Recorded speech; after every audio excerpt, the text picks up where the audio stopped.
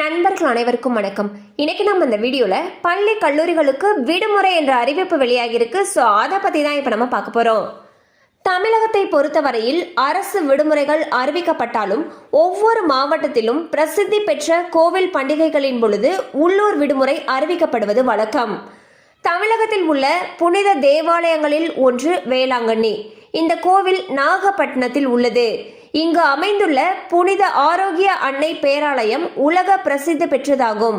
இந்த தேவாலயத்தில் வருடந்தோறும் திருவிழா வெகு விமர்சையாக நடைபெறும். அந்த வகையில் நடப்பாண்டில் ஆகஸ்ட் 29 திருவிழா நடைபெற இருக்கிறது.